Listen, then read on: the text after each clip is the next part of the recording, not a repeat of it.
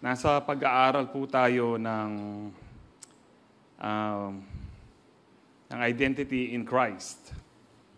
Amen. At just last week, ay napag-usapan po natin the most important identity na mayroon po tayo, that we are God's children. Yung lahat ng tumanggap sa Panginoon, dapat po maliwanag po sa atin ito na hindi lahat ng tao ay anak ng Diyos, kundi lamang po yung tumanggap po sa Kanya. I do believe na nakuha po natin yung message pong yun. Lahat ng tao, mahal ng Diyos, pero yun lamang pong tumanggap kay Kristo, ang binigyang karapatan, ng sabi po ng John 1:12, na maging anak ng Diyos. Lahat po ng anak ng Diyos, magsabing Amen. Amen. Praise God. So sa gabing pong ito, hindi ko na patatagalin. Ang ating pong pag-aaralan is I am a citizen of heaven. Kung tayo po ay anak ng Diyos, therefore, tayo po ay tagalangit. Amen. Though we are Filipino citizens, ang talagang citizenship po natin, nung tinanggap natin si Lord, ay naging tagalangit po tayo.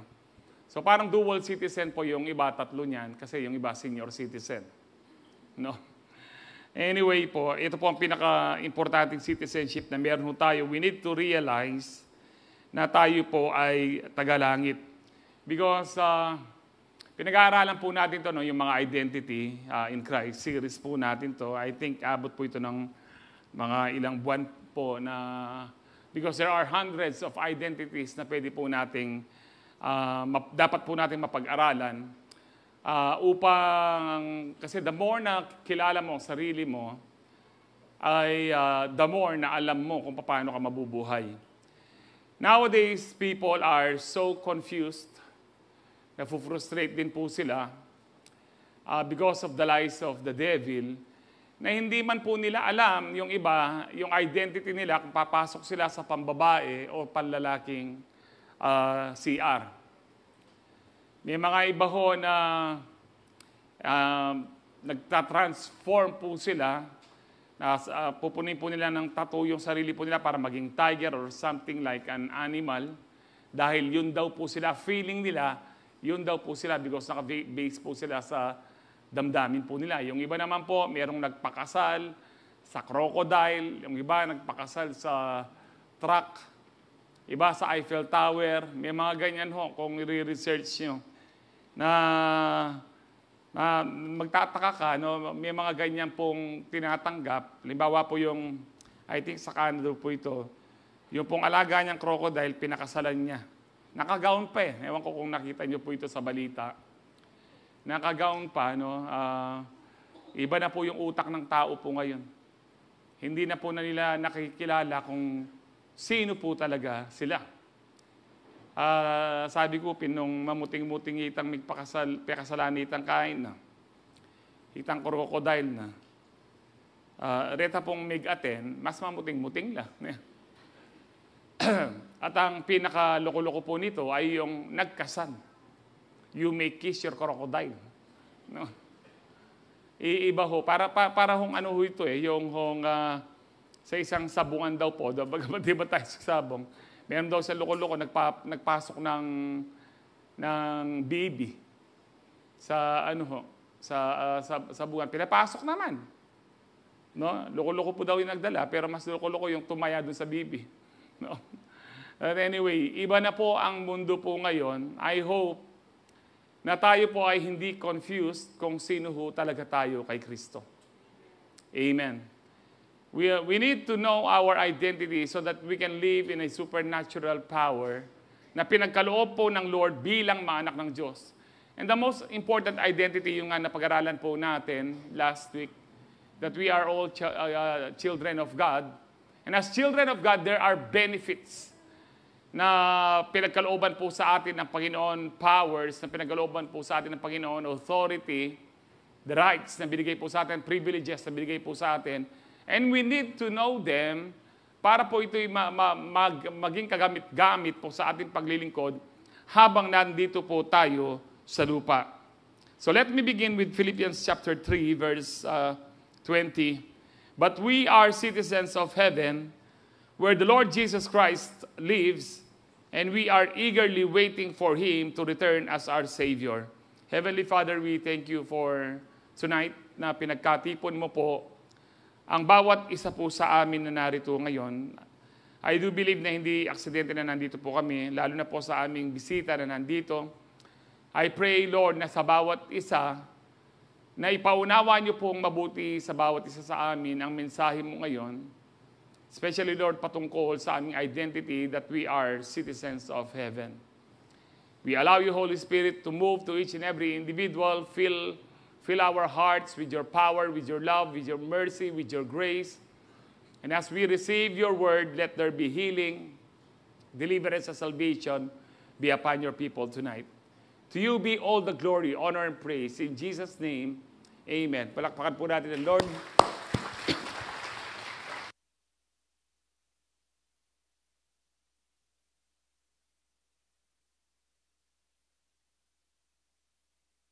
Excuse po, kagabi din ganyan din ho.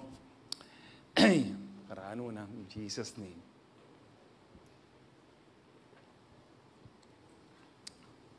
Anyway, matatapos ho tayo in Jesus' name. Don't worry. Makatay lang ho talaga ang ano ko pag nagsasalita na. But anyway, ang sabi po dyan, we are citizens of heaven.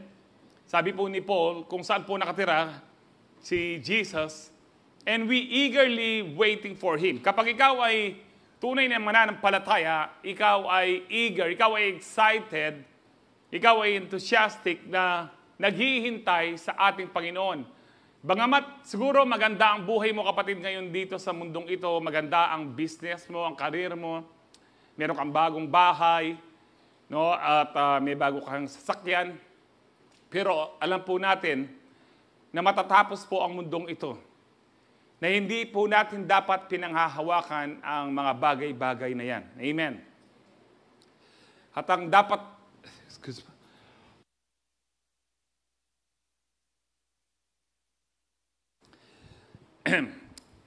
excuse mo.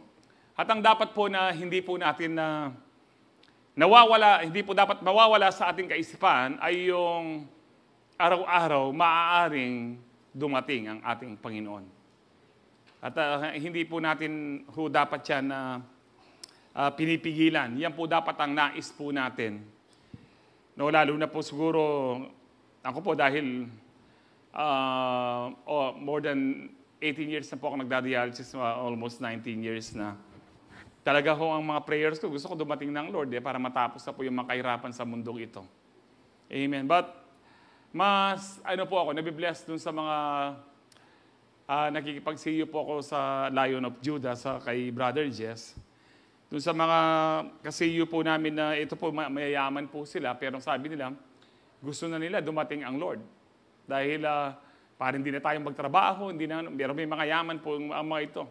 Kapag tunay kang Kristiyano, kahit gaano karami ang yaman mo, iiwan mo yan para kay Kristo.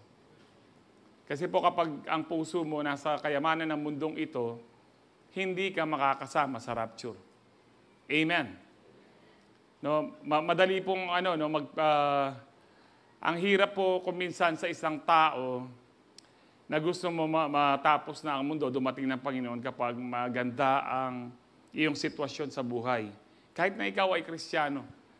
But kapag ikaw ay tunay na mananampalataya, dapat katulad po sinabi ni Paul dyan, we are eagerly waiting for Him to return as our Savior. Ito po ang dapat na may puso tayo. Kahit ano ang i-offer ng mundo po sa atin, yes, siguro aasenso tayo, yayaman tayo, magiging milyonaryo, bilyonaryo ka kapatid. Pero always remember, magtatapos pa rin ang buhay dito. So ito po ang pag-aaralan po natin sa gabing ito, that we need to accept the reality na sa mundong ito ay hindi tayo taga rito. At ang plano ng Diyos kung bakit po mayroong salvation, yung plan of redemption, it's all about immigration. Na ima-migrate po tayo ng Lord from here sa Kanyang presence. And you know what? Kapag may mga nag-i-immigrate po, may mga immigration po nangyayari, kailangan po nila mga papers, documents, passport. Sa atin po, ang passport po natin walang iba kundi si Jesus. Sealed with the Holy Spirit. Amen? Kaya sure ho tayo sa salvation po natin. Now, number 1, what does it mean to be a citizen of heaven? It means we are born of God from above. Born of God from above. Paano pinanganak tayo ng Diyos? Babae ba ang Diyos? Hindi po. This is something supernatural. It is spiritual. An experience with the Lord na na-encounter po natin siya. Sa 1 John 5, chapter 1, ang sabi po dito, everyone who believes that Jesus, ang sabi po siya, that Jesus is the Christ, has been born of God. Sabi diyan, everyone who believes Jesus has been born of God.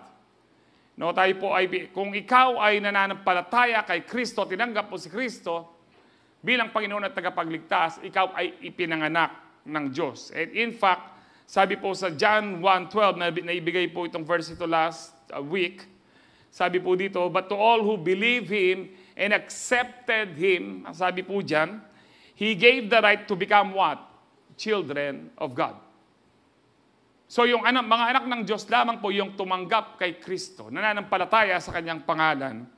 They are reborn. Born again. Re means again. So they are born again, not with a physical birth, ang sabi po dyan, resulting from human passion or plan, but a birth that comes from God. Nung tinanggap po natin si Kristo, naipanganak po tayo sa Espiritu ng ating Panginoon. This is so profound po. No? It is so difficult to be comprehended by our finite mind. But then again, it takes faith to believe na kapag tinanggap mo ang Panginoon, ikaw ay born again na, and therefore ikaw ay tagalangit, and therefore ikaw ay ligtas na. Amen. Lahat ng ligtas na magsabing amen. Amen. Kung hindi ka paligtas, kapatid, mas simple lang pong maligtas.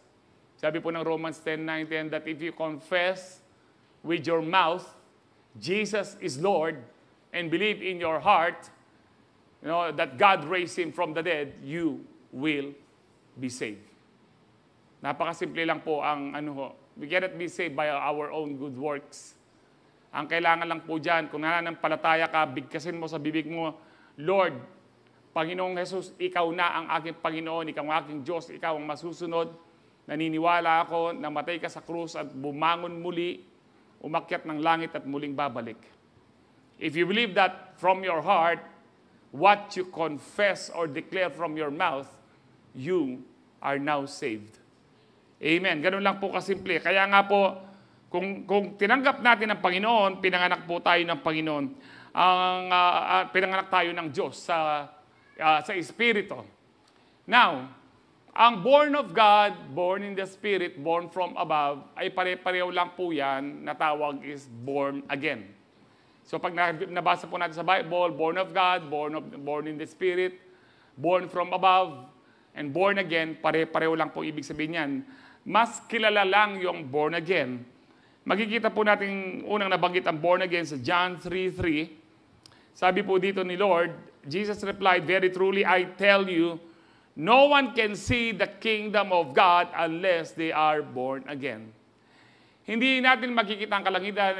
In fact, babasahin niyo po yung mga succeeding verse yan. You cannot enter the kingdom of God without being born of water and born in the Spirit. So kailangan po nating ma-born again para po tayo ay makapunta po ng langit. So ito po yung ibig sabihin ng nung na-born again po tayo, bigla po tayo naging citizens of heaven. Dahil nung na-born again tayo, tinanggap mo ang Panginoon, kapatid, sinulat po ng Panginoon ang iyong pangalan sa Book of Life. So that kapag ikaw ay namatay na or nadatnan po natin ng rapture o judgment day, titignan ang pangalan mo kung nasa Book of Life. Did you know na nakasulat po yung mga pangalan po natin sa Book of Life? Kung totoong tinanggap po natin ang ating Panginoon. Amen? Excited ho ba kayo sa kaligtasan? O buriyo kayo ni na kayo? So, paano po tayo na born again? Ang born again po, hindi po yan religion. Kaya nga po hindi nyo nilalagay yan sa inyong resume or biodata na ang religion niya is born again. Born again is a supernatural, spiritual experience that you have encountered the Lord as your personal Lord and Savior. Meron kang encounter mo ang Lord. Paano po yan? Sabi po sa 1 Peter 1:23, "For you have been born again, not of perishable seed, but of imperishable." No, ano pong seed ang tinutukoy dito? Through the living and enduring Word of God. Nung narinig po natin na merong pag-asa kay Kristo, nung narinig po natin na merong kapatawaran kay Kristo, nung narinig po natin na si Kristo lang ang kaligtasan at naniwala po tayo, meron pong naitanim na seed na binhi po sa atin. Yun po ay seed of faith. This is the Word of God. Imperishable, enduring Word of God. And the Word of God, sino po ang Word of God? Ayon sa John chapter 1 verse 1. Si Jesus, in the beginning was the Word, and the Word was with God, and the Word was God. Verse 14, and the Word, Jesus, God, became flesh and dwelt among us. Actually, yung verse lang po yan, sabi niya po karang taga-iglesia ni Manalo, nung mga nanding explain nila, kasi mamasang Bible ng member na, akala po nila tao lang si Kristo. Hindi natin rinireject na tao si Kristo. Ang rinireject natin na tao lang. No. Si Kristo po ay Diyos. The Word was God. No? And the Word became flesh. The Word that was God who created the heavens and the earth became flesh. Dapat maliwanag po ito sa atin. Pota may kipagstorya kayo mukha rin iglesia ni Manalo. Eh nako, mga tintad. Agad kong maniwala ka rin. You need to hold on to the Word of God. You need to read the Word of God. Dapat po alam natin ang salita ng Diyos upang hindi tayo malinlang. Si Kristo ay Diyos na nagkatawang tao. Amen. Isang verse lang po yan, pero napakarami po dyan na magpapatunay. Winorship siya. Ang dami pong verses na winorship siya. Bata pa lang siya, winorship na po siya ng mga Magi.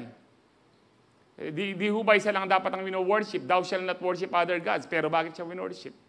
Simply because He was God. Noong pong nandito po siya, winorship siya.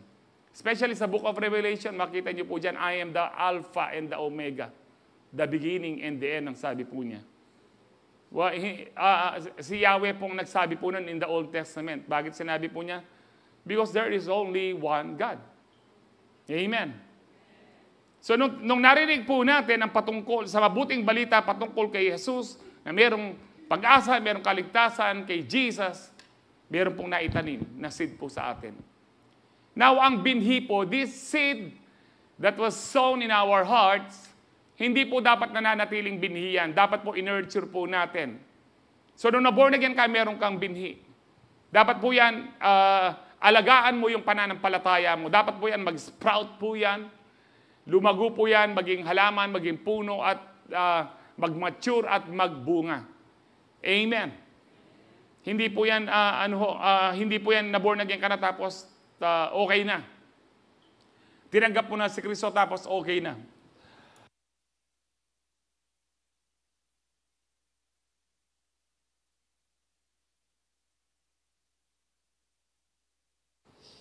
Thank you, Lord. Thank you, Jesus.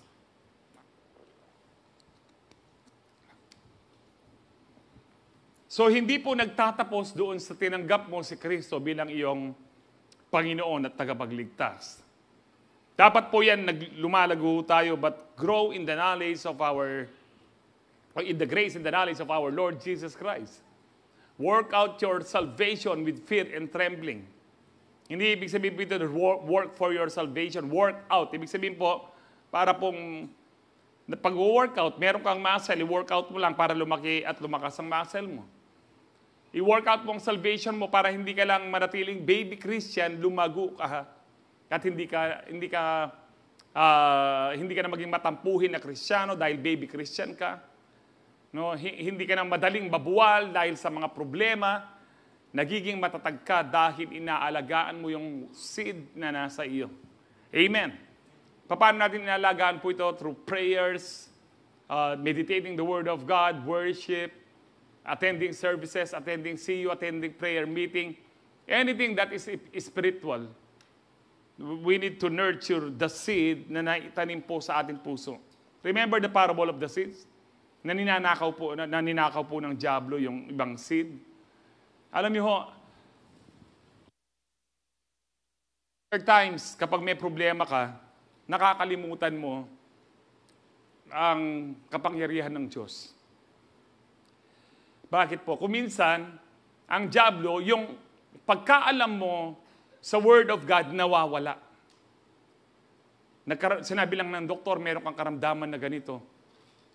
Natakot ka na, nakalimutan mo na sabi ng Panginoon, hindi kita iiwan, hindi kita pababayaan. I am the God who heals you. I am your Jehovah Rapha. I am your healer. That by my stripes you are healed. Kung alam po natin ang Word of God, alam po, every time na may dumarating na problema po sa atin, go back to the Word of God. Go back to the Word of God. Because the Word will give you faith, and faith will make you strong. And faith pleases God. And when God is pleased because of your faith, He will make you strong, and He will give you the strength to overcome any temptation and any trials na binabato po ng diablo po sa atin. Amen. The Word of God na sa atin po, dapat po, huwag nating hayaan na nakawin ng diablo yan. Because ang ministry po ng mga demonyo ay yung mission vision po nila, 3 lang. Nasa John 10:10 po yan. Ano po yun? The thief comes to steal, kill, and destroy. But I have come, sabi po ng Panginoon, that you may have life and have it more abundantly. Now, sabi po, yung diablo po na magnanakaw, nandiyan po yan para to steal, kill, and destroy. Ano ang unang ninanakaw ng diablo? The Word of God. Once na mental block ka, ninakaw ng diablo ang Word of God, papasok na anxiety, papasok ng worry, papasok na po ang fear. Matatalo ka na. Amen. Kaya nga po, panghawakan po natin bilang mga born again, ito pong living and enduring Word of God. Dito po tayo na born again. Narinig natin yung Word. Narinig po natin yung Word. At ang sabi po ng Romans 10:17, faith comes by hearing and hearing the Word of God. Nung narinig natin ang Word, nagkaroon tayo ng faith. Because we are saved by grace through faith. Because without faith, it is impossible to please God. Amen. Tahimik po kayong I don't know kung naranasan nyo na po yung paano nyo panghawakan ng Word. Ako po, just last week po, wala po ako, absent po ako. I've been in the ICU for 4 days. At muling buhay ko po ito, ilang buhay ko na po ito na binigay po ng Panginoon. Bagamat wala po ako talaga dun sa ICU yung marami, dahil ganito po kasi nangyari dyan, nag-bleeding na naman po ako sa aking stomach. At salinan po ako ng 6 bags. Bumagsak po ang aking blood pressure ng 70-50 na lang. Pababa pa siya. At hindi ko na mabuksan kung minsan ang aking mata. So, naririnig ko po nag-uusap ang misis ko tsaka yung nurse na kailangan po akong i-ICU. Nung narinig po kayo, nagkaroon po ako ng kalakas. Sabi ko, ako ICU, masikan ko. Kaya ba't piyak na ako na naman. Tapos, dahil ayoko, i-diaper naman po natin siya. Nanong diaper, Nelly, makatalakad ko ka. Tapos, bagsak na naman po ako. But I thank the Lord, nagkaroon po ng bakante, nagkaroon ng bakante, yung presidential room na tinatawag, or VIP. Mas mahal po sa ICU. Pero nandun po lahat ng mga gamit po sa ICU. Pero ang maganda po nun, kasama mo yung, malaki po yung kwarto, solo mo yung CR, siyempre, at ang maganda po doon, hindi katulad sa ICU talaga, wala kang kasama. Dito po, nandyan yung pamilya mo at pwede ka tumanggap ng mga bisita. Pero mahal lang po. Napakarami na po mga instance na dinaanan ko po. Magna 19 years na po ako nagda-dialysis. Ang pinakamatindi po yung last week, ang mga tusok ko po dito. Meron akong access dito, tapos lagi akong tinutusok. Siguro umabot ng 15 po yung pagkakatusok sa akin dyan. na magapoy ta sa sobrang maga, nag-crack po ang aking balat na tinahi po dito, na sugat. Na magapoy hindi ko na po siya maibuhat. Napakasakit po ng ano. And ang pinakamasakit po yung pong, nung dinala po ako sa emergency, meron pong sinaksak po sa aking gamot at hindi ko maintindihan yung pain, sobrang sakit ng pain, parang mamamatay na po ako. Sabi ko, ayoko, nandun pa po si Pastor Francis noon, ayoko na. Sabi ko, inakbisa, masakit, inakbisa, masakit. Tapos sabi nga na miss ko, may mga sinabi kang baka hindi mo alam. Nagsabi nga po ako, hindi ko alam kasi hindi ko sinabing manggan pero tinanong ako ng anak ko, alam mo ba dati kung nasaan ka? Alam ko, nasa hospital ako. Ano po yun? Alam niyo po, sa mga hospital, kung minsan may mga namamatay na pasyente dahil may mga sinasaksak na hindi tama. Nalaman po ng ate ko yun dahil nurse po siya sa 25 years na pong nurse sa California. Alam po niya kung ano yung epekto po nun.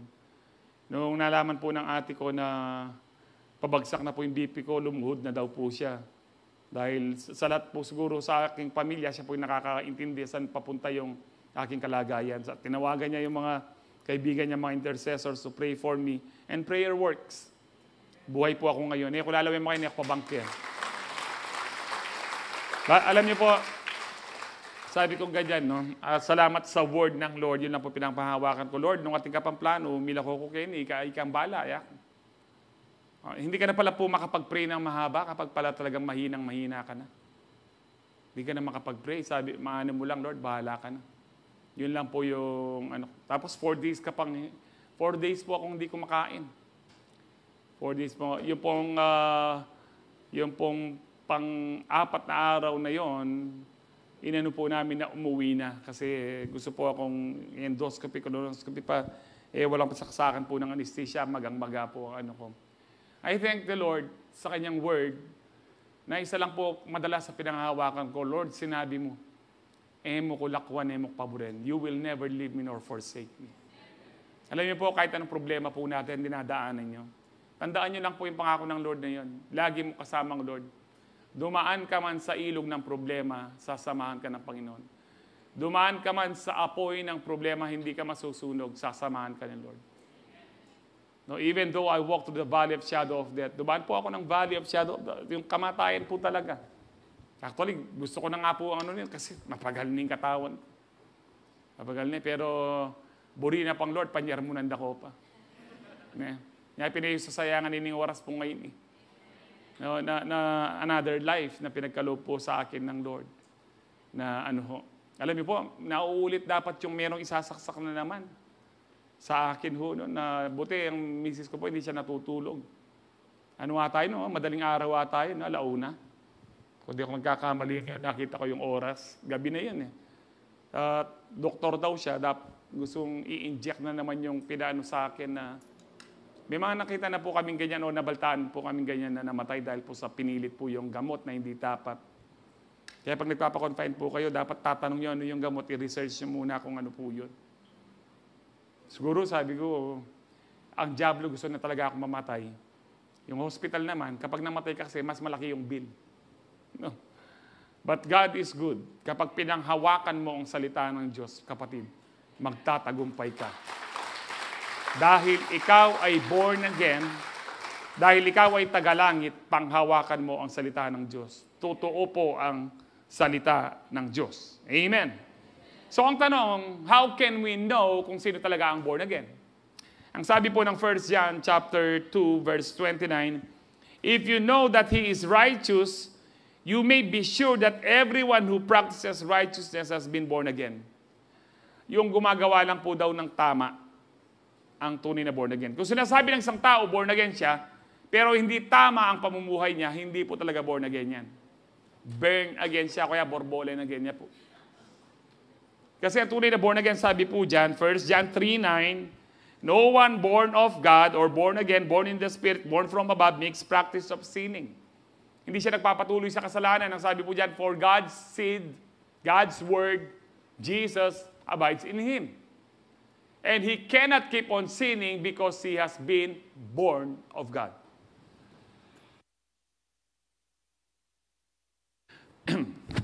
So he cannot keep on sinning dahil born again na siya. Ang tunay na born again, ibig sabihin po dyan, hindi na nag-e-enjoy sa kasalanan.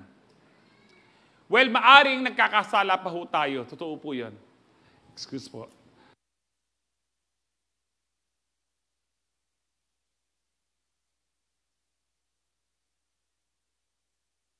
Totoo pong nagkakasala pa ho tayo, pero hindi na natin ito sinasadya. Amen. Kung sinasadya man natin, agad tayong nakoconvict at agad tayong humihingi ng tawad. Hindi na po deliberately, intentionally, at ito pa ho, hindi ka na nag-e-enjoy sa kasalanan.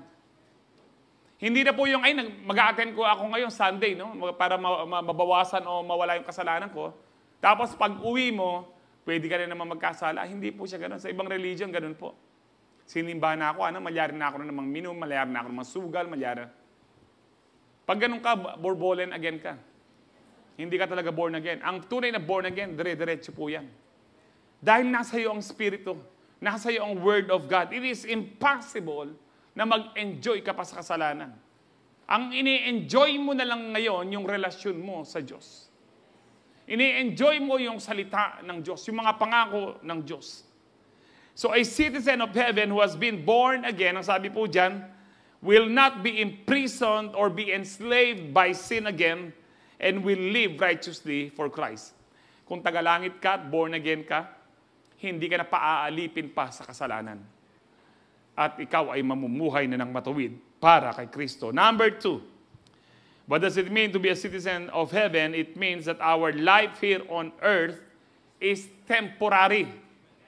We need to acknowledge, we need to realize, we need to accept the reality na lahat po tayo, sooner or later, kung di pa darating ang Lord, mamamatay din. Balo po, karita po niya anak kami, atin niyang kaing kapangpangan, atin niyang kasabihan na, andyang ida ka pangadian, mataya ka mo rin. Totoo po yun. Kahit hindi mo ipag-pray po yung kaaway mo, maaway sa'yo na mamatay, mamamatay din po yan dahil lahat ng tao mamamatay. We need to realize that. Alam po natin ang problema kapag maganda ang buhay mo, malakas ka, nakakalimutan mo na anytime pwede kang mamatay. I was 32 years old, mag-51 na po ako ngayon. I was 32 years old nung pong na-diagnose po ako na end-stage renal failure. Ibig sabihin po, wala nang pag-asa yung kidneys. Transplant na lang, pero hindi po ako nagpa-transplant. Yun po yung shocking po talaga, 32 years old. Sa buong buhay ko po, hindi pa ako na-confine. Yun po yung first time kong na-confine. Diretso pa ng dialysis. I realized then how fragile yung buhay po ng tao. Marupok po ang buhay po natin. Ako po noon, hindi po ako nagkakasakit. Lalagnatin po ako mag-basketball lang, maglaro lang, wala na ho. Pero na-realize ko, hindi ko pala hawak ang buhay ko. You need to realize it siguro, lalo po yung mga bata-bata sa inyo, akala nyo, okay ho kayo. Bigla na lang po, meron palang lilitaw na hindi maganda sa iyong pangangatawan. Yung iba, hindi man, bigla pong inatake, namatay. Kaya nga po, kung talaga pong born again tayo, citizen of heaven, nakahanda tayo sa kamatayan. We need to realize that our life here on earth is just for a short period of time. It's very short compared to eternity. Ang sabi po ng Psalms chapter 90, verse 10, 70 years are given to us. Some even live to 80. So kung 70, 80 na po kayo, kung meron ho dyan, kota na kayo po. Kota kinabalo. No? Kota na ho kayo. Pero alam niyo po, may mga iba talagang umabot po ng 90, 100. Talagang binibless po sila ng long life ng Lord.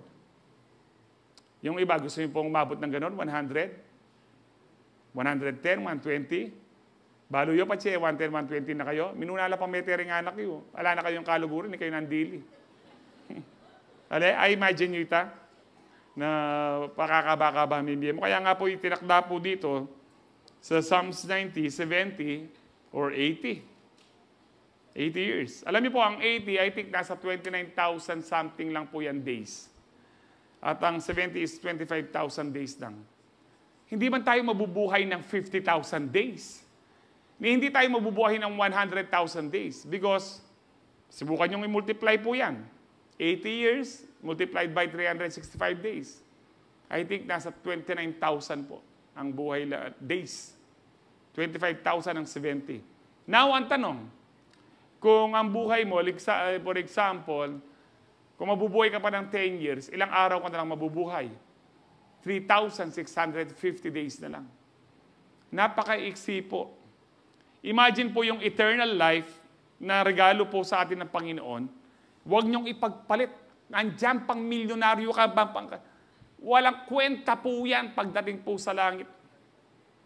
Sa langit po, yung gate pa lang po doon, isang malaking perlas. At ang daan po ay ginto. Basura po lahat ng yaman ng mundo dito. Bagamat mahalaga po siya habang nandito ho tayo. Mahalaga ang pera dahil kailangan po natin. Pero huwag sambahin ng pera. Do not love money because the love of money is the root of all evil. Hindi man si Satan ang root of all evil. The Bible tells us the love of money is the root of all evil. Kaya nga po it's very important na maano ho natin 70, 80 years. Kota na ako pala, mas machuko Kenny. Ito po, sabi niya dyan, but even the best years are filled with pain and trouble. Soon they disappear and we fly away. Think about your life po. Yung years na kung ilang taon na po kayo ngayon, ano pong taon ang naalala nyo na hindi kayo nagkaroon ng problema? I'm sure wala. Taon-taon may bagong problema tayo. Hindi lang problema, mga problema. Isto ko po ba? O yakong mo ating problema, Ken? Lahat po tayo. Kristiyano, hindi. Humaharap ng malaking problema. Pero ang maganda sa Kristiyano, meron kang lakas kay Kristo. Hindi katulad na kapag hindi ka Kristiyano. Ako po, alam niyo po kung di ako Kristiyano, yung first year pa lang ng 2007 nagdialysis ako, namatay na po ako noon. Kasi po actually, gusto ko pong ibangga ang sasakyan. Nung pong, parang hindi na kasi alam ko po may mga naghirap sa dialysis, lalo na po noon, ang hindi maganda ang PhilHealth. Yung iba naglilimos sa PCSO, sa mga mayor, governor. Ngayon po, ang ganda ng PhilHealth po ngayon. Halos libre po lahat. Ang po ng PhilHealth. Nag-start lang po yan just mid-year last year. Pero nung mga nakaraang taon, maganda rin po hanggang 90 usage po ang PhilHealth. Pero nung panahon ko po na mga unang taon po yan na hanggang 5-8 taon, nasa 30 usage lang po ang and then parang nasa lang po yung nasa 2,000 lang po ata yung inaano ho niya or wala man. Nagbabayad ka pa rin. Malaki po. Sobra. Grabe ho. Pero I thank the Lord na sinupply po niya ang pangangailangan ko po. Amen. And tignan niyo po ito. Sabi ng Bible, pati kahit yung best years mo, yung mga pinagpalang mga magagandang taon mo, hindi pwedeng walang pain, hindi pwedeng walang trouble. Ipagpapalit ho ba natin ang langit? Tagalangit ho tayo. Kung gagawa ka ng kasalanan, ay sandali lang naman ito. Kung magko-commit ka ng adultery, fornication, or watching pornography for a short period of time, 5 minutes, 10 minutes, ipagpapalit mo yung ilang minuto sa kalangitan na binigay sa iyo ng Diyos. You know, yung life po natin, just imagine meron akong hawak na rope. At yung rope pong ito, unending, nakapaikot sa mundo. Hindi mo maalam yun. Napakahaba. Pero yung dulo ng rope na ganun kalaki, yun lang po yung life natin. And then yung eternal life, yun na po yun. Napakaiksi po ng buhay po natin dito. Ang sabi po ng Psalms 90 verse 12, teach us to number our days that we may gain a heart of wisdom. Bakit sinabi po ni David to? Kapag hindi mo binibila, kapag hindi mo inaalam, hindi ka aware na ikaw ay tumatanda na, hindi ka aware na anytime, kahit bata ka, your life may soon end. Kapag hindi ka aware, wala kang wisdom, basta mamuhay ka na lang. Yung iba, sinasabi po nila, na let's drink, no? And be merry for tomorrow we die. No, that is not the purpose of life. Yes, you will die. Kaya lang, if you die without Christ, you will, diretso ka ng, ng place of torment, na tinatawag po nating impyerno. So teach us to numbers our days, sabi po ni David. Kaya nga po kung maiksi lang ang buhay po natin, huwag na natin sayangin ang ating buhay. Let's do good. Mahalin po natin ang ating kapwa, mahalin po natin ang ating pamilya. Dahil hindi natin alam kung hanggang kailan natin kasama ang mga pamilya po natin. Let us love people, let us be forgiving. Kahit nasasaktan ka, magpatawad ka. Dahil kapag hindi ka nagpapatawad, according to 1 John, lahat ng may mga hatred, bitterness, Kristiyano po itong kausap ni John, wala kayong salvation, sabi po doon. Huwag kayong maniwala doon sa once saved, always saved. Hindi po totoo yun. Magkaroon ka lang ng sama ng loob at kinamatay mo yung sama ng loob, hindi ka tatanggapin sa langit. Nasa 1 John po yan. Ilang beses na po natin na-discuss po yan. Psalms 39 verse 4, show me, Lord, my life's end, and the number of my days, let me know how fleeting or how short my life is. Napakaraming verse po ito, no? Ilan lang yung kinuha ko. Sinabi rin po sa Job 14:5, a person's days are determined. You have decreed the number of his months and have set limits he cannot exceed. Ang tao po, no, sabi po dyan, excuse po, ang tao po, gumagawa po siya ng paraan para humaba ang buhay.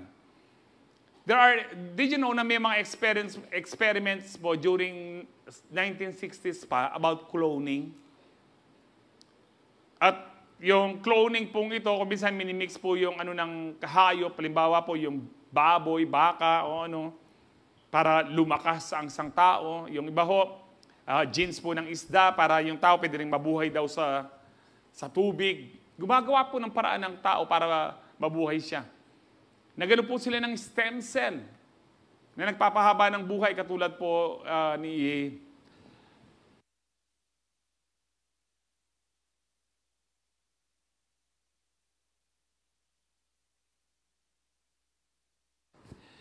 sino po yung kakilala niyo pong naka-stem cell? Enrilen. Now, dami pong taong nagpapa-stem cell po ngayon dahil gusto po nilang humaba ang buhay po nila. Pero kahit na anong gawin ng tao, hahaba lang yan ng ilang sandali. Pero mamamatay pa rin ng tao.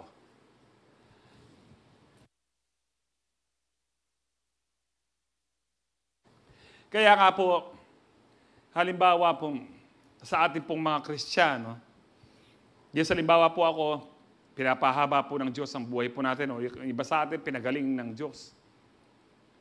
Alam niyo ho ba, kung pinagaling ka man ng Diyos, pero hindi na bago ang ugali mo, sayang yung kagalingan. Impyerno ka pa rin. Mas mahalaga sa Diyos ang mabago ang ating pagkatao. Na talagang maging tunay tayong born again. Tunay tayong mga ugaling mga tagalangit. Amen po ba? Ay. Jesus' name. Now, sabi po dyan, ang tao po, sabi ko nga po kanina, there are so many experiments. Actually, pwede pong research yan. Na gumagawa po sila ng paraan, actually, na hindi na mamatay, na dahil may cloning, pwede mong ipa-clone ang iyong katawan para meron kang reserbang katawan. Yung iba po, may clone po sila kapag nangangailangan sila ng kidney, kukunin po yung kidney ng clone po nila para ilagay. Hindi po yan mga myth, hindi po ito fiction, totoo po yan. Totoo po yan, you do your research. And the worst is, ganito po ang gagawin. Kung hindi na pwede talaga yung katawan, matanda na, yung clone na bata, na siya rin po yun daw pong, ang tinatry po ng tao ngayon, yung kanyang mind, yung kanyang memory, ilipat dun sa bagong pangangatawan. Ayaw mamatay ng tao, pero sa ayot gusto ng tao, mamamatay pa rin ng tao. Dahil itinakda ng Diyos. At kapag tinakda ng Diyos, walang makakabali. Amen. So we need to realize this as citizens of heaven, hindi naman masama ang pupuntahan po natin. Sino po sa inyo ang takot pa sa kamatayan? Did you know, sabi po ng Hebrews, kaya nagtagumpay si Kristo sa krus is to destroy the works of the enemy, especially death, na na ito'y kinakatakutan ng tao. Alam niyo po, naikwento ko na po sa inyo ito, even nung nasa COVID facility po ako sa hospital, ang diablo sabi niya, mamamatay ka na. Sa inis ko po sa kanya, sige, kapag namatay ako, palagay mo saan ako pupunta ako. Pupunta ako sa impyerno mo? Hindi. Uuwi ako sa langit. Even yung lately po, last week, sabi ko, nakahanda naman ako mamatay, alam ko, uuwi ako sa aking Panginoon. Kapag alam mo ang relasyon mo sa Panginoon, you are confident kung saan ka pupunta. Kung tunay kang Kristiyano, hindi tayo takot mamatay. Amen. Takot lang hindi pa so kaya lang ako takot mamatay kasi bata pa yung mga anak ko, naranasan ko na po yan.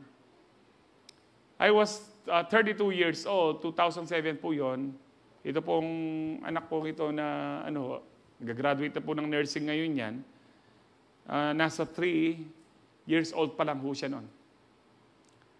No, ang sabi ko, Lord, hindi naman ako takot mamatay, pero ayoko munang iwan ang aking mga anak. Yung gano'n. Alam niyo po, ang sabi ng Lord, bakit? Diyos ka ba? Na kaya mong alagaan talaga ang pamilya mo? Alam niyo po, hindi natin talaga kayang alagaan ang pamilya po natin kung wala ang Diyos. Hindi natin kayang protektahan ang pamilya po natin kung wala ang Diyos. Ilan na po yung nabalitaan po natin na aksidente, buong pamilya. Buong pamilya nasunog. Kasama ang tatay at Kung tatay ka at nanay ka, hindi dapat kasama ako ng anak ko para protektahan ka siya. Sino ka para protektahan mo siya? Kaya sa akin po, kapag nagpapaalam po, pati po misis ko, pag nagpapaalam, yan po yung panganay ko, misis ko talaga. Pag nagpapaalam po yung mga yan, pupunta ako ng ganito, ganyan, di ako makakauwi kagad, ganyan. Isa lang po ang text ko, reply ko sa kanila, pray. Because I cannot protect them. Only God can protect them. And they need to pray. I also need to pray for them. You need to pray for your families. Ang protection natin talaga, si Lord lang. Si Lord lang din po ang pwedeng magpahaba ng buhay natin. Sino sa inyo ang pwedeng magpahaba ng buhay niyo, sabi ng Panginoon, na kahit isang araw, sa kakawori ninyo. In fact, sa kakawori po natin, lalong umiiksi ang buhay po natin, na-stressu tayo. Yung mga cancer cell na bubuhay kapag na-stress ka, sabi po ng mga medical experts. So, in short, lalong nagiging short ang iyong buhay. Kaya sabi, anong utos po ng Panginoon, ng salita ng Diyos? Rejoice in the Lord. Always. And again, I say rejoice. Because the joy of the Lord is your strength. Kapag lagi kang nagagalak, kahit naka-ICU ka pa, hahaba ang buhay mo. Dahil yung kagalakan mo, yung kalakasan mo ay yung kagalakan sa Panginoon. Sino po ngayon ang nagagalak nandito kayo? Sino po yung nagmamadali na? Kapag nagagalak ka, lagi kang excited sa Lord, meron kang lakas. Bibigyan ka ng mahabang buhay ng Panginoon. Amen. Kaya nga sabi sa Psalms 144, "For man is like a breath. His days are like passing shadow." Parang hininga ka lang. Tapos wala na. Parang ganyan lang daw tayo. Now, aside for doing good, dahil maiksi ang buhay po natin, doing the right thing for God, ang isang importanteng bagay, dahil maiksi lang buhay po natin dito, we need to consult God every day sa mga plano po natin o gagawin po natin. Because it is a sin na hindi natin konsultahin ang Panginoon. James 4:13-17, sabi dito, "Now listen, you who say, today or tomorrow we will go to this or that city, spend a year there, carry on business and make money." Ang sabi po dyan, why? You do not even know what will happen tomorrow. Kayo na nagsasabi, pupunta kami dito, papasyal kami dito, pupunta kami dito, magbi-business. Bakit? Kanya, hindi mo man alam kung ano ang dala ng bukas. Ang sabi po dyan, what is your life? You are a mist. Isa ka lang hamog that appears for a little while and then vanishes. Mapapansin niyo po yung hamog sa mga damo sa umaga. Makita mo po, no, sa umaga, yung maagang-maaga, may hamog. Mamaya pong konti, wala na. Sabi po ni James, parang ganyan lang tayo. Kaya dapat kinukonsulta natin ng Lord. Instead, ang sabi po dyan, you ought to say, if it is the Lord's will. If it is the Lord's will, ang sabi po dyan, you ought to say, if it is the Lord's will, we will live and do this or that. Ibig sabihin po, kaya madalas narinig niyo po sa akin, ito po ang didiscuss natin hanggang sa buong buwan na ito kung di pa darating ang Lord. Kung kalooban ng Diyos, kung di pa darating ang Lord, dapat ginagamit po natin ang mga salitang yon. Kaya sabi po dyan, as it is you boast in your arrogant schemes, all such boasting is evil. Ano po klaseng boasting ito? Yung nagpaplano ka na hindi mo pinagpe-pray muna. It is evil, ang sabi po ng Lord ho dito, pagmamalaki sa Diyos. If anyone then knows the good they ought to do and doesn't do it, it is sin for them. Alam mo na dapat konsultahin sa Lord, that is doing good. Pero hindi mo kinonsultahin. Ano bang sabi po ng Proverbs 3:5-6? Very familiar po ito. Marami po may gusto ito. Ito po, life verse ko nung high school ko ito. Trust in the Lord with all your heart and do not lean on your own understanding, on your own intelligence, on your own education. Ano pa ho? In all your ways, acknowledge Him, submit to Him. All, whether small or big, isangguni mo sa Diyos and He will direct your path. Pastor, bakit ko pa gagambalain ang Diyos sa maliliit na bagay? Kaya ko naman yung maliliit na bagay. Sinabi kasi niya, utos niya, all your ways. In fact, kung ano yung maliliit na bagay, maliit lang siya dahil pumalpak, lumaki ang problema mo. Kasi hindi mo kinonsulta sa Diyos.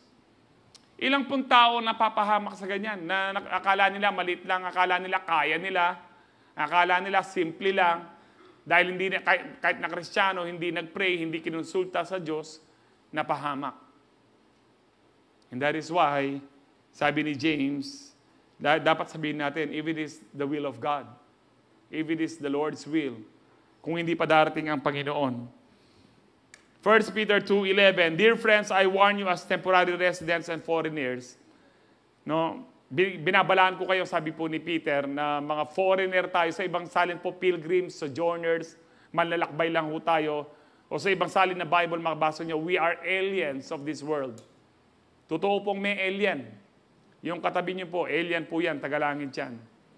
Alien ay amen? Oh. Kaya nga po sabi dyan, wina-warning ko kayo, na mga alien lang tayo dito, hindi tayo taga rito, sabi ni Peter, to keep away from worldly desires that wage war against your very soul. Alam niyo po, though we live in this world, we are not of this world.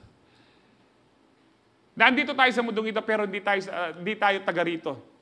So we should not be enticed with the material things of this world. Yes, siguro nagpe-pray ka ng bahay, pero wag yung masyadong parang magdodoble kayod ka para makabili ka ng bahay, magdodoble kayod ka para makabili ka ng bagong sasakyan. Diet ang aliwa, balo yupon Ken kapartutan da, kinanwalang bayong saken, andyang edeg yung baldugan. Uling ikit da kasi ring aliwa ng kaluguran, bayo la saken. Oyeni mo. You need to wait for the timing of the Lord. Alam niyo po kami mga pastor ho dito,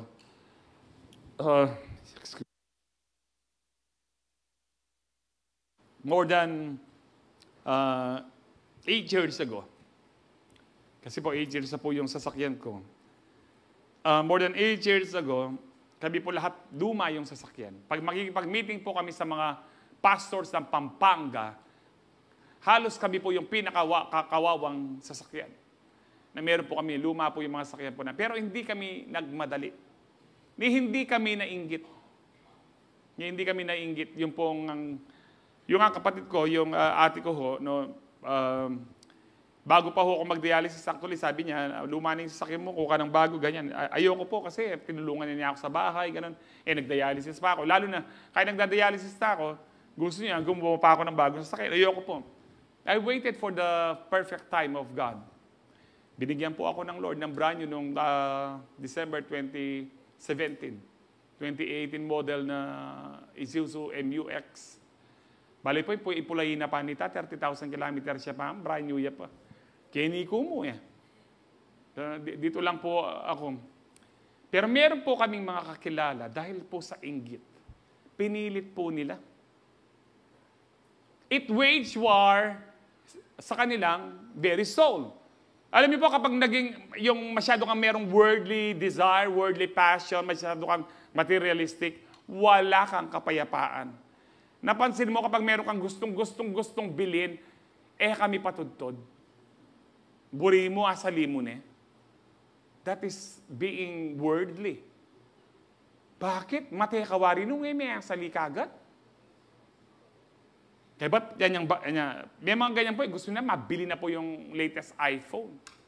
Balo yo po rin ang kain, pache bayo na rin phone na rin, pakakanyang-kanyan din. Kaya ba po, nung atsukokin table, pakalagay din kayong makanyan. Mamaratot lang. And it wage war against, sabi po ni Peter dyan, to keep away from worldly desires that wage war against your very souls. Kaya kapag masyado kang materialistic, masyado kang makamundo, gusto mo yung mga makamundong bagay, walang kapayapaan ng kaluluwa mo. You need to be content kung ano ang meron tayo. Amen po ba? So as citizens of heaven, let us do the will of God here on earth and let us avoid being polluted by worldly desires. Why? Because when we die, maja-judge tayo kagad. Nasaan po yan? Hebrews 9:27. Sabi po dyan, and just as each person is destined to die once, and after that comes judgment. Iba po yung Bema judgment na kung saan pag-rapture, i-reward po tayo. Iba rin po yung Great White Throne judgment na kung saan i-condemn lahat ng makasalanan. Pero merong isang judgment na immediately ito ay i-apply sa namatay. Kapag pag isang tao ay namatay at na kay Kristo siya, diretso po siya ng langit.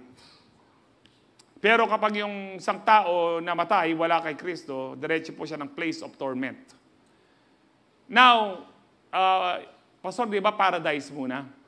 During the Old Testament time, nung hindi pa nag-resurrect si Kristo, hanggang hindi pa nag-resurrect si Kristo, ay yung mga taong namatay, Old Testament, nasa saints ay nasa paradise. Kaya sabi ng Lord doon sa masasaksihan niyo po ito sa Wednesday.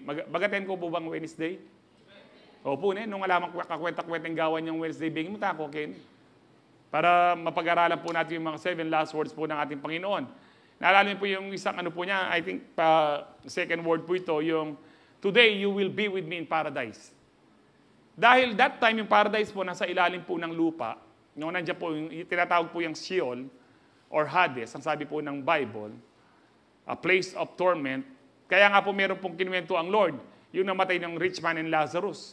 Nakikita ng rich man, si Lazarus at saka si Abraham, na meron pong chasm or bottomless pit na Pero actually po, mali lang po kasi interpretasyon ng English at saka ng Filipino po natin. Hindi po talaga impyerno. Ang impyerno po kasi yung dagat-dagatang apoy or Gehenna. Yung sa ngayon, kung saan pupunta yung taong wala kay Kristo, place of torment, nasa Hades po sa ilalim ng lupang ito, nasa Hades or Sheol ang tawag po. Nakakapagsalita pa po yung mayaman Pero po sa dagat-dagatang impyerno, hindi na po sila makakapagsalita doon sa sobrang sakit po. Dito po medyo mainit na. Medyo pa lang, pero sabi nga niya, kahit patak lang ng tubig, wala pa siya sa impyerno nito. Pagdating po sa Great White Throne Judgment, kung nag-aaral po kayo sa akin sa eschatology or study of end times, nasa Revelations po yan. Pagdating sa Great White Throne Judgment, ang unang itatapon sa dagat-dagatang apoy yung Antichrist saka yung false prophet. Pangatlo lang si Satanas. And then lahat na nang hindi na nampalataya kay Kristo. Now, kapag ang tao ay namatay ngayon, diretso po siya ng langit. Kaya si Stephen, nung namatay, bumukas ang langit para sa kanya. Si Paul, nakapunta po siya ng langit. Tinatawag po niya ng third heaven. Because the first heaven, itong heavenly bodies, saan yung stars, moon, yung sky. And the second heaven, ito yung spirit realm na nandito po yung spiritual warfare na naglalaban po ang mga angels na nagsesend po ng ating mga answered prayers. Nasa Book of Daniel po yan, na pinigilan po yung answered prayer ni Daniel sa second heaven ng mga principalities. Yung third heaven, ito yung heaven of heavens, kung saan po nakatira ang ating Panginoon. Kaya kapag namatay ka ngayon, kapatid, huwag kang mag-alala kung na kay Kristo ka, papasok ka ng langit. Amen. Yun ang kasiguruhan naman. Yung pong nakapako sa krus, wala mang ginawang matino po yun, di ba? Kriminal nga eh. Pero ano lang ang ginawa niya? Na kinilala lang niya si Kristo doon sa huling hininga niya. Nasabi niya, Jesus, alalahanin mo ako. Ibig sabihin, naniniwala po siya na siya yung Savior. Alalahanin mo po ako sa pagpasok mo sa iyong kaharian. Hindi sinabi ni Jesus, swelo mo, di pa kapag yung gawa ka pang mayap. Retang utang mo, bayaran mo kahit ng saving mo, balarita. Pena ako, bumalik mo pa. Hindi po niya sinabi po yun. Because we are saved by the grace of God. No?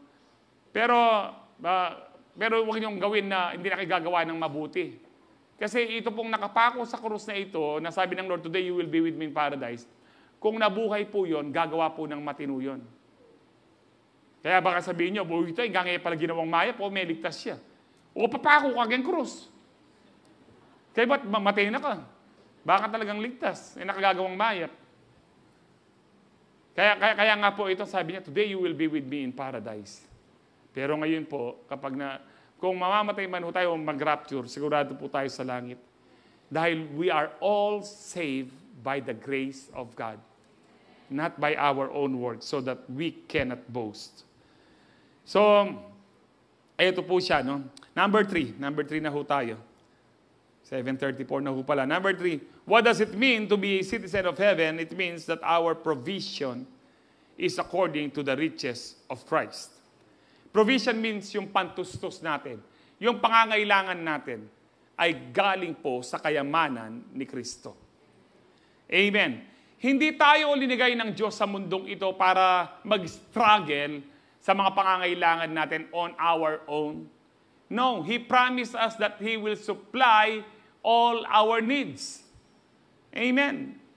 Sabi, pangako ng Panginoon na hindi niya tayo iwan pabayaan. Sabi nga po ng Panginoon, kung yung mga ibon sa parang hindi pinapabayaan ng Diyos Ama, kayo pa kaya, O you of little faith?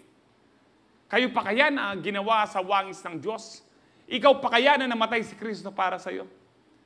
Kaya alam niyo po, dapat anuman ang kalagayan po natin, hindi man tayo dapat nagwo-worry.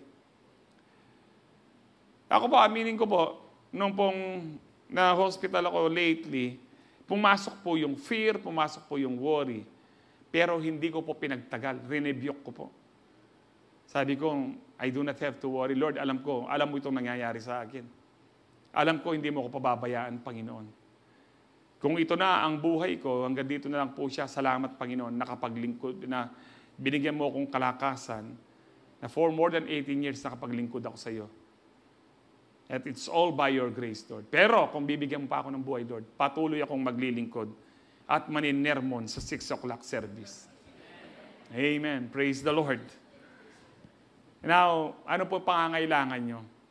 God, sabi, ang pangako ng Diyos, sabi po sa Philippians 4:19, and my God shall supply all, sabi niyo po all your need according to His riches in glory by Christ Jesus. Amen. Now, ang susupply po ng Lord, ang need po natin hindi lang material, hindi lang physical. Ang Diyos kapag sinupply po niya pangangailangan mo, physical or material, mental and spiritual. Mental, hindi po dahil mamurit na kabagay. Kung minsan makamurit yung problema, lalo na nung asawa kayo, yung asawa mo, katak-katak, makamurit lang. Sabi po ni Solomon, mabuti pang tumira ka na lang sa disyerto kesa samahan mo yung bungangera mong asawa kanya. Mabuti pang tumira ka na lang sa bubong kesa samahan mo ang bungangera mong asawa. Sino po dito ang may asawang alina? Yung natatasang gamat siyo. Nanong panyabyan mo nandito, may tas kang gamat na sabi ang bungangera ko, matutunay na panyabyan mo.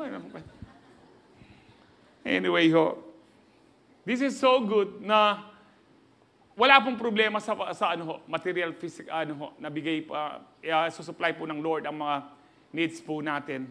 Wala din problema kung kailangan mo ng yung mental, kailangan mo ng joy, kailangan mo ng peace, kailangan mo ng comfort, kailangan mo ng wisdom, kailangan mo ng intelligence, binibigay din po ng Lord yan. Kailangan mo ng favor, binibigay din po ng Lord yan. Spiritual, lalo na, we are blessed with all spiritual blessings. Ang sabi nga po ni Paul, blessed tayo ng spiritual blessings. Kapag ang Diyos ay nagpala, kumpleto, spirit, soul, and body. Amen. Yung iba naniniwala lang, blessed sila spiritual, pero hindi sila naniniwala na kaya din i-supply ng Lord ang pangangailangan po natin. Na kahit million pa yan. I remember po 2007, no, na dahil napakamahal po ng nagda-dialysis po noon. And then, ang gamot ko rin po noon, no, aabot po ng 30,000 to 50,000 a month. Ganun po kamahal ang gamot. Minsan, sasabihin po ng misis ko, "O Jo, ala na kang pag-dialysis, ano? Bala mo, daramdaman ko kaya. O Jo, matay na ka kanyan. O sana sinabi na, o Jo, kalaguranda ka. O nang matay na ka kanyan, ala na kang pag-dialysis." Alam niyo po, lalabas po ako doon sa gate po namin. Nakahawak ko sa gate, tsaka nakatingala. Kasi po, si Kristo nakatingala po siya nag-pray. Sabi ko, Lord, Lord, ikaw ang may-ari ng lahat. Pati po yung moon na yan. Ang napakalaki po ng moon na yan, pero hindi ko po hiningi ang buwan ka ako. Sinabi mo, Panginoon, isusupply mo ang pangangailangan ko. Sinabi mo, Lord, yung sinabi ni David, wala pa siyang nakitang lingkod mo o nananampalataya sa iyo na nagpalimos ng tinapay. Nung nasa trabaho po ako, business, sa secular, umabot po ng 6 million ang aking utang dahil po nag-business kami ng magkakaibigan. Ako po yung pinaka-head. Ako po yung CEO ng company po namin. Dami kong demanda. Ang dami pong hinahabol na naghabol po ko ng pera 200 to 400,000 a week. Ang dami ko pong pinatulan na mga 20% na yung mga rediscount. Hanggang sinuko ko po sa Lord. Pero alam niyo po, noon po, lagi po akong may utang dahil sa business, hindi personal. Pero, ngayon pong nag-dialysis ako, ni minsan, magna 19 years na po, hindi po ako ng utang. Hindi po ako nagparamdam doon sa makakilala kong mayaman. In fact, maririnig niyo po ako dito, katulad po ng nangyari po sa amin, mahal po yung naging confinement ko, pagkaka-ICU ko last week. Pero alam niyo po, sobra-sobra pa ang sinupply po ng Lord. Kapag ikaw ay anak ng Diyos, tagalangit ka, hindi ka magkukulang. Kaya lang, kaya lang yan, Pastor, hindi yan automatic. You need to obey the principles of God. God not only provides our physical needs, but also our mental and spiritual needs, but it is not automatic. Meron pong mga principle ang Panginoon na kailangan po nating gawin. Ang sabi po ng Matthew 6:33, "But seek first the kingdom of God and His righteousness, and all these things shall be added unto you." Ano yung principle dyan? Para yung all these things, all the blessings will be added unto you. You need to seek first the kingdom of God. Unahin mo ang kaharian ng Diyos. What is the kingdom of God? Ano po sabi pa ng Romans 14:17, "The kingdom of God is not a matter of eating and drinking, but of righteousness, peace, and joy in the Holy Spirit." You seek the righteousness, the peace, and joy ng ating Panginoon. Yung kalooban ng Panginoon, na kung saan meron kang joy, meron kang tunay na peace, na merong righteousness na pinapagawa sa iyo ang Lord. Kapag inuna mo ang Diyos, hindi ka magkukulang. So it's not automatic. Kung once a month ka lang nag-a-attend at kung minsan sa buong araw hindi ka nagpe-pray, magkukulang ka, kapatid. Maaring yung iba sa inyo sasabihin nyo, "Ay, Pastor, hindi ako nagkukulang. Marami akong pera." Marami ka nga pera. Ang tanong, meron ka bang kapayapaan? Hindi po pera lang ang sukatan. May mga tao pong mayayaman, may mga tao may mga pera, pero sa bahay po nila walang kapayapaan. Walang kagalakan. Pero tayo po na mga Kristiyano, kung minsan hindi man tayo talaga milyonaryo, kung minsan sakto lang ho tayo. Pero ang bahay po natin punong-puno ng kapayapaan, punong-puno ng kagalakan. Kasi po, mas sigit na pagpapala yung meron kang kapayapaan at kagalakan kesa sa limpak-limpak na pananalapi na wala ka namang kapayapaan. Amen. Pero kung ikaw ay meron ng pera, kapatid, unahin mo ang Diyos para meron kang kapayapaan. Amen. Because it is not automatic. Prioritizing God and obeying His commands and principles is key to avoiding poverty. Marami po kung minsan na hindi nawawala sa poverty. Meron pong merong law ang Panginoon. Merong law, merong tawag dito, batas. Excuse po. Batas ang Diyos. Kung may batas po dito ng mga natural laws, katulad po ng electricity, kung mo born again ka na, kaya mo nang hawakan ng, o anak ka na ng Diyos, kaya mo hawakan ng kuryente, hindi, mamamatay ka pa rin, lalo na kung high voltage po yan. Kung mo born again ka na, pwede mo nang i-defy ang gravity, na pwede kang lumundag sa building, hindi ka mahuhulog. No. Merong law na kapag tinakda ng Diyos ang law na yan, na hindi natin pwedeng i-violate. It's the same thing in the Spirit, may mga law po. Merong law of sowing and reaping. Kung ano ang iyong tinanim, yun ang iyong aanihin. Amen. Kung nagtanim ka ng maraming, sabi po ni Paul, marami din ang iyong aanihin.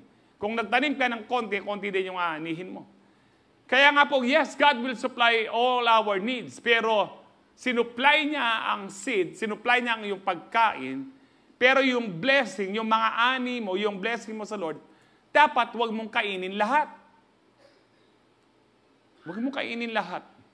Halimbawa po, kung ikaw ay nagtanim ng palay at nag-harvest ka ng 100 sacks of rice, yung 10%, yung 10 sa Diyos, yung 90, may nga lalaklakan. So, may nga ng 90, na ano pang itanam mo?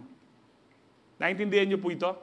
Ang ibig ko po sabihin, kung ianong po sa sahod mo, kung lahat ng sahod mo, kakainin mo, pambili po ng sapatos, ng ganito, ng kapritsyo mo, hindi ka nagtanim, paano bang aanihin mo?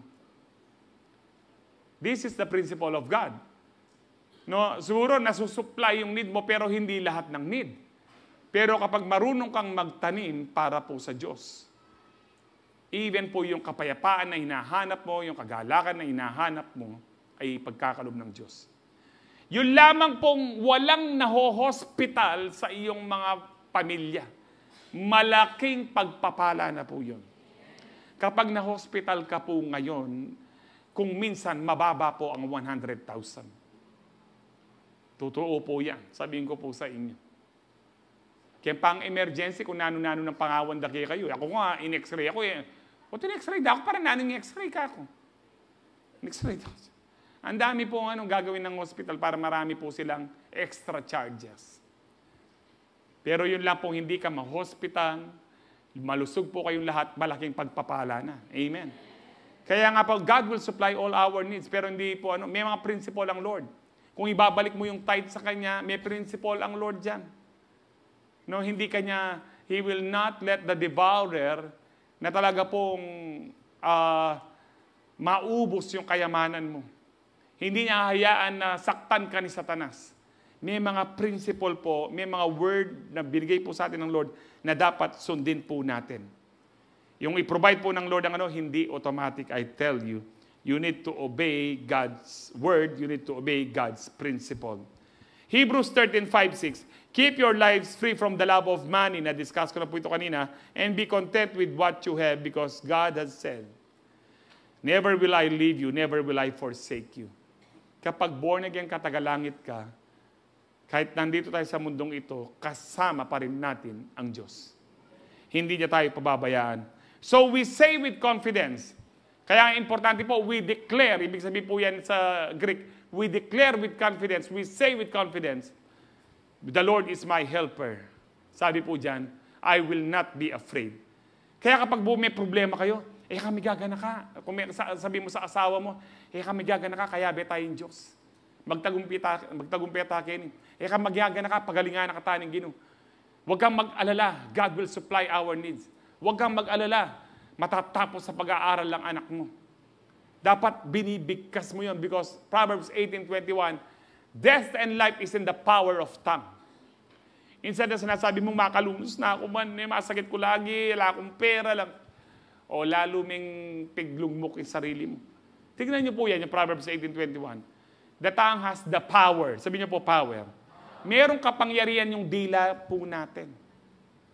It's either manira, kamatayan, or blessing, life. And those who love it will eat its fruit. Kapag you love to talk or to speak or declare about blessing, you will reap a harvest of blessing. Pero kung isa kang marites, puro chismis, you will reap a harvest of curses. Because death and life is in the power of tongue. Psalms 23 verse 1, the Lord is my shepherd, I have all I need. Kapag shepherd mo ang Lord, meron kang pangangailangan, yung lahat ng pangangailangan mo, ibinibigay niya. Ano bang sabi po dyan? The Lord is my shepherd. Sa ibang salin po, I shall not be in want. Hindi ako mangangailangan. He makes me lie down in green pastures. Amen? Hindi po maganda na siya pong good shepherd natin. He leads me beside quiet waters. He restores my soul. No? And then He guides me in paths of righteousness for His name's sake.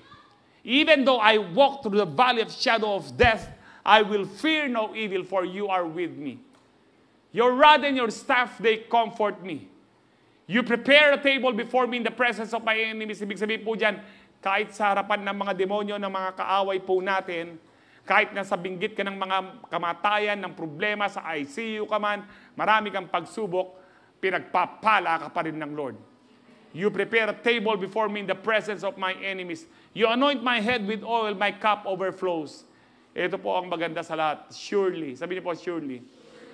Kapag si Lord ang good shepherd mo, surely goodness and mercy or love will follow me all the days of my life. Do not run after material things. If you run after material things, na left behind si Lord. But if you are running after the Lord, your good shepherd, surely goodness and mercy will follow you all the days of your life. Hahabulin ka ng pagpapala, kapatid, kapag hinahabol mo ang Panginoon. Amen. And that's why, hindi automatic. You need to obey the good shepherd. My sheep listen to my voice, sasabi po sa John 11:27. And they follow me. I know them. I give them eternal life and they shall never perish. Ang sabi po ng Panginoon. So, being a true citizen of heaven means being a sheep of the Lord. For as long as the sheep, tayo po, follow the good shepherd, they will have everything they need. Amen. Ang sekreto po para hindi ka magkulang, just obey Jesus. Obey Jesus. You never need to worry about your needs. Because you are a born-again Christian, tagalangit ka, God will supply your needs according to your what? To your salary? No, according to His riches. Alam niyo po, kahit maliit lang po yung sahod ninyo, huwag kayong magreklamo sa Diyos. Magpasalamat kayo sa Diyos. Kasi kaya pong i-multiply ng Lord yan. Kung nag-attend lang po kayo ng Wednesday ng mga prayer meeting po natin, yung ilan po sa mga kapatiran po natin na nag-testimony, underpaid po siya. Below minimum. Siya lang ang nagtatrabaho. Pero napagtapos niya ang kanyang maanak, isang engineer at isang nurse. Bakit po kaya pong i-multiply ng Lord? Huwag na tayong lalayo kung kilala niyo si Pastor Edwin. Janitor po siya nung pong napagtapos niya ang kanyang maanak na isang nurse at saka isa pong educator. Bakit po? Katulad po nung minultiply po ng Lord yung Sabi ng Lord, maghanap kayo ng pagkain, pakainin niyo yung libu-libong taong yan. Sabi ni Philip, kahit po Lord, 10 months of salary, tig-isa-isang bite lang sila, kulang pa ng tinapay. Sabi ng Lord, kung humanap kayo, ang bata po, inoffer po niya yung 2 fish at saka po 5 loaves of bread. Ibinigay kay Lord. Hindi sinabi ni Lord, ito lang, nanantay ni, diyan kaya katamo mo, tami pag yung kanantamo ini. Hindi po sinabi ni Lord yan. Kasi kung ano lang ang meron mo, binigay mo kay Lord, imumultiply po ng Lord yan. Pinagpasalamat po ng Panginoon sa Ama at napakain po ang libu-libong mga tao, including mga children and women, aabot daw ng 20 to 25,000 po. Ganun karami. Ang maganda po nito, 12 basket full ang nagsobra. Sino po, para kanino po yung 12? Sa 12 po? Hindi sila ang nagtanim. Ang principle ng Lord kung sino ang nagtanim. Sino yung nagtanim? Yung bata. Alam niyo po, huwag niyo sabihin na, Pastor, ako malit lang kasi ano ko, kaya hindi ko na ibibigay kay Lord. Hindi po, pagkatiwala niyo kay Lord, i-stretch po ng Lord yan. Naranasan na po namin yan. Napakarami po namin gastos. Napakaraming hospitalization, gamot. Pero hindi po namin nakitang nagkulang po kami. Dahil lahat po pinagkatiwala mo natin sa Diyos. Magtiwala po kayo sa Good Shepherd. Hindi kayo magkukulang. Mag-review na po tayo. I am a citizen of heaven, born of God from above. Life here on earth is temporary. Provision is according to the riches of Christ. Ito po, last verse before we take the Holy Communion. John 14:2-3. In my Father's house are many mansions. Wow! Sa bahay ng aking ama, sabi niya, maraming mansyon. If it were not so, I would have told you. If it not were so, I would have told you. I go to prepare a place for you. If I go and prepare a place for you, I will come again. Hallelujah. And receive you to myself, that where I am, there you may be also. Malapit na pong bumalik ang Panginoon. Hindi ka man magkaroon ng mansion dito, kapatid. Meron tayong mansion sa langit. I've got a mansion just over the hilltop. Alam niyo po yung awit na yon? I've got a mansion. Hindi ka man siguro nakatikim ng magandang bahay po dito. Pero pagdating po ng araw na nasa Panginoon na ho tayo, makakalimutan mo ang lahat ng hirap dito. Doon sa kaluwalhatian na ibabahagi ng Panginoon sa bawat isang mananatiling tapat hanggang wakas. So we must remain faithful citizens of heaven until Jesus returns, sabi po dyan, and takes us home to be with Him forever in eternity. Amen? Sabihin mo po sa tabi mo, maging tapat ka hanggang wakas. Amen? Kung tapat ka hanggang wakas, siguradong uuwi po tayo sa presensya ng ating Panginoon. Amen? Sino po excited na? Palakpakan ng Panginoon. Tayo po lahat ay tumayo.